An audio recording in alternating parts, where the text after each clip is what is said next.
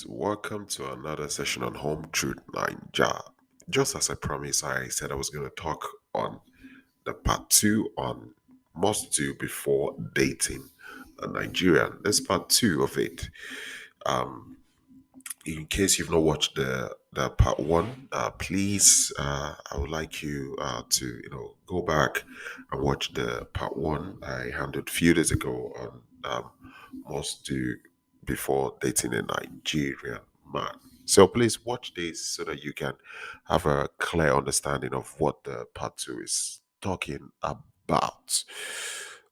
Yeah, so I want to bring this to your notice, guys, that Home Truth is now on WhatsApp. So for those of you who wish to connect with me in real time, like talk on phone or send a voice notes, for those of you who feel like, okay, writing a lot of messages via email, could take you so much time. You can connect to me via WhatsApp, and you can send a voice note. If you don't want to send a voice note, we can actually schedule a time that is convenient for both of us, and talk depending on the country you calling for, or where you actually stay. But I like to warn, please, I would not make video calls with this, just to put it out there, because some of you write me and you demand to make video calls. Please, I would not make video calls. We can send messages via chats, voice note, and also we can make voice calls. So you can reach me directly on this number, and we can talk from there.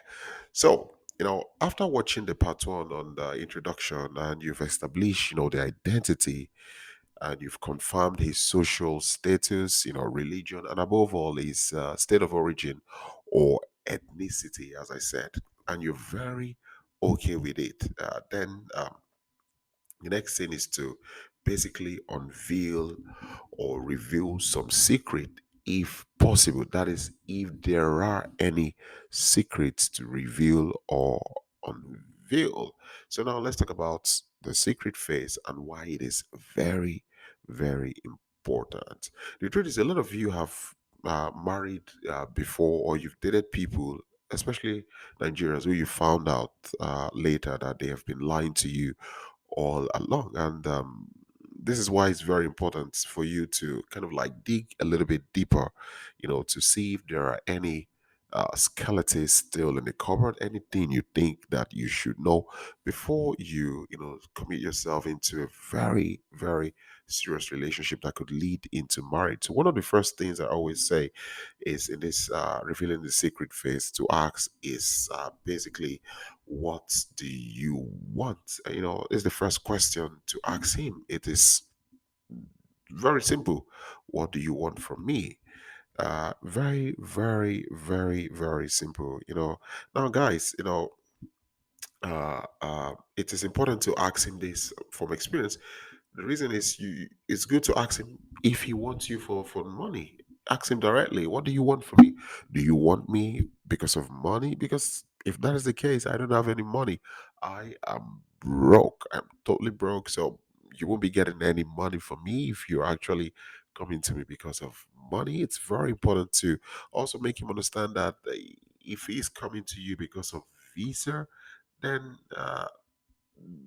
you wouldn't get any, because you also don't have plans on staying in your country, and also secondly, you cannot sponsor anybody, coming over to your home country, as that's the case.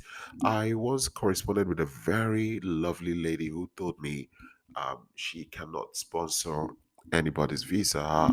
She had a different philosophy on how to meet men, and her idea was very, very okay with me, I would say. It would be very, very hard to swindle or to scam that lady. She's very well protected. So, you need to make this individual understand this. If their true intention of wanting to have something with you is because of money or a relationship, you need to call it out immediately. Now, one thing I want to make you guys understand is, please, when you are in this secret phase, don't make the conversation on phone, don't make the conversation via chat. I tell you this because I'm telling you basically from experience. I've always told those of you who've spoken to me because you're trying to unravel things that you think you ought to know. I've always told you to use video call. Now find a way to make video call. Remember, this comes after you've established his identity, social status, religion, and ethnicity, or state of origin, as the case may be. When you want to ask this question, please use the video call. Now, don't give him the idea that you want to call via video. Just all of a sudden find a time convenient and let him know that, oh, you would like both of you to speak on video. And when the call is fixed and is made, then you can ask him these questions I would be sharing and I've shared earlier on. Now, for those of you who um, live, in the same country or vicinity, um, find a way whereby you both can meet, and discuss this face to face, physically, not via phone or of or chats and what have you. Very important. Now, the reason is, you see, the eye, you know, gives a lot of information about an individual. Uh, just paying close attention to the eye, you could get a lot of information about the true intent of an individual. There are studies that shows that when the pupil of the eye dilates, a lie is being told. Additionally, also, you could use some body movement or pecs, to like nodding of the head, to understand some information. Sometimes when an individual is saying something with the mouth, sometimes the body makes gesture that is not in agreement with what this individual is saying with the mouth. So when you want to get to this secret phase, it's very important, if you're very far, to make video calls. If you're within the same country, try to meet up, and talk about this. And as I said before, do not give him the idea that, okay, I want to call you and ask you some questions. No, because when you throw these ideas, the individual will be prepared, for it. So catch him unawares, basically, with your question. Now, the second question you want to ask him is, how many women are you talking with? That's the next question you want to ask.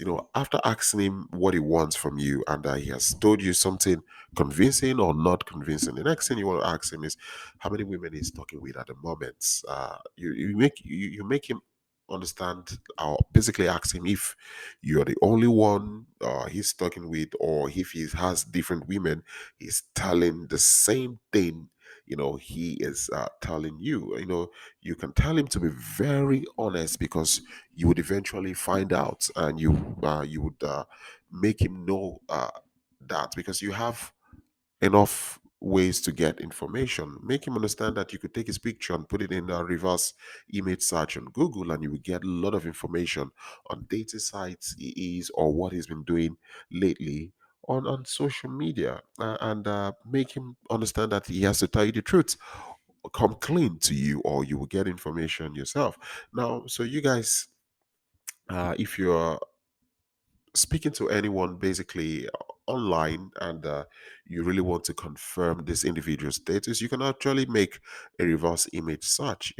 It's something that's been there for quite a while. You can just take this picture of this individual and put it, and you will be amazed at information that will pop up about that picture that you've posted. So always make this person you're talking to know that you're very armed, with information. And sometimes, jokes apart, you may be shocked that this individual or this dude, starts coming out clean to tell you that, okay, I was here, I was there, I used to do this, I used to do that, but I don't want to do this anymore, blah blah blah. So when that is out of the way, the next question you want to ask is, you ask him if he's married. Just ask him, are you married already? If this individual is in your country, ask him if he's married in Nigeria. Make him understand that there's a database to find out all this information. Make him understand that, some few Nigerian men, when they come overseas, they just get a lady, to marry, and then when they get what they want, they dump the lady and then go back, pick their Nigerian wife, and then come to the country.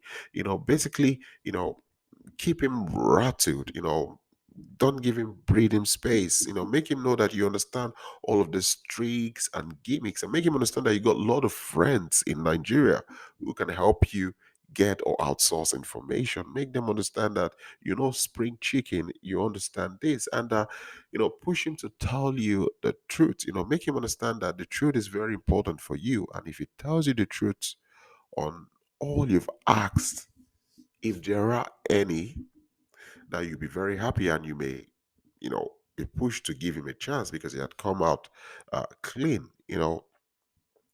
Make him understand that you're very demanding. You demand a lot, and if he asks you what is it that you would demand more on, you just would ask him one last question. Ask him if he would be willing, to post you on social media. Now, you can ask him if he'll be willing to post your social media like Instagram, Facebook, WhatsApp, all social media handles that he is using. You would also ask him if it's possible for him to also send you people's reaction when you post your pictures on Facebook or Instagram or WhatsApp, on the profile. Ask him if that would be a problem, to him, or are you asking much? Just hear what he has to say when you tell him that. Now, I know some of you ladies, you would be like, well, this is very low and dirty and very condescending. I can't go so low, to this extent just to get information. I basically want things to flow naturally, like Tai Chi and all of this. But the truth is that my grandpa used to tell me, to catch a thief, you need to think like a thief. And this is basically, being smart. Now, the big question is, why do I say this? The truth is, the chance of you being scammed or played or used by a Nigerian man is high. If you meet 10 Nigerian men, there's a very high chance that 7 out of that 10 want to scam you, and the other 3 are very, very much interested in knowing you. But the question is, these other 3 individuals may not be on social media space, and these other 3 individuals, they may not be interested in having anything to do with a Western lady. And these 3 other individuals may not always be everywhere around, where maybe you meet them on the street always looking for a woman, basically. And this is the truth. So a lot of Nigerians you meet online are interested in scamming you for your money or using you to get over to your country. And that is the truth. The chances are very high, and I could only tell you the truth. And that is why it is very important in this secret phase. You try to ask this question. Asking this question is you basically, filtering them out. The truth is, you're naturally, sorry, we are naturally not open. I mean, Nigerians to, Westerners. We Nigerians are raised to keep our things private. We love to keep our life private. We're not, so open to let everybody know what we're going through like it is in the Western world. We love to keep our things private. Even when we're struggling, we basically love to keep our things private. Except the Nigerian man sits you down and opens his past and the way he lives his life and his secret. You may never know anything about it. Even till he dies, you may never get enough or concrete information about that individual, except he does otherwise. Now, guys, let me tell you guys a very quick story why this information I'm sharing is very relevant as regards to this secret phase. Now, you see, a lady had gone to Nigeria to get married, and after the wedding, she returned back to her country in excitement, very, very happy. Straight, she went to social media on Facebook and Instagram. She started posting pictures of her wedding with her husband, and with tags like, my knight in shiny armor, my chocolate prince, and all of that. I mean, that was the right thing to do, right? I mean, getting married to supposedly the man of your dreams is a huge, huge thing. And so she did this, and she noticed that 2 weeks after the marriage, the husband is yet to do anything on his social media, nothing to indicate that he is married. Now, the husband is very, very, as if he's a frequent user on all the social media handles he's using, but he hasn't indicated one thing to prove or to show that he is married. So this lady was so irate and angry. She beckoned on him and she was like, "Come on, what is happening? It's been 2 weeks. You don't want to put anything. Are you ashamed of me or something?" And he was like, "Oh no, no, no. I'm not ashamed of you. I've just been busy, caught up with work. I promise you, when I get home tonight, I will put one of our wedding pictures." In excitement, the lady went and she waited tirelessly for the man to post it. Finally, he did eventually post this pictures. Now the lady was excited. Her dream, everything, her fear, everything had died low. The man had posted the picture. She went to bed, woke up in the morning, wanted to go to the to see the comment and like and what people had to say about the picture, but to her own dismay, she found nothing. The picture had been taken down. Furiously, she called the man. Calling this man, she started asking, "Why did you take the pictures down?" And the man said, "Listen, I was advised by some special people to take down these pictures because I was told I was feeding the wrong narrative." And what now for wrong narrative could that be? Well, people could kidnap me because I'm married to Oyibo. I'm married to a Western lady. So people could think like, oh, I have a lot of money and they could kidnap me.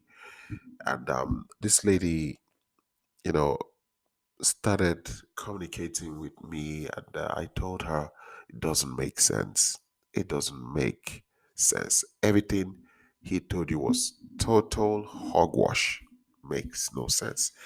And she took matters to her hands and she started investigating herself, going to Nigeria unannounced, going to places, information she had gathered while they were dating.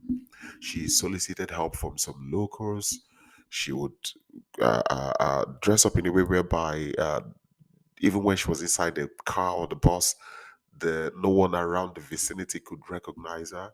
She would go, stay inside the car, bend, point the house of the man, and then some people would go knock on the door and ask. And it was in that moment she discovered that this dude was married to a Nigerian lady with three kids. And so she reached out to me straight from Nigeria. She asked me, "What next do I do?" I said, "Well, what next you do is, first of all, don't go confronting him alone. What you have to do is, you've already hired people, so just go with them, knock on the door, and then just give him the ring and leave." It was a very, very huge drama because at some point the guy wanted to get violent with her, to like hit her. But the good thing was she didn't go there alone. She had people she had, paid and they assisted her.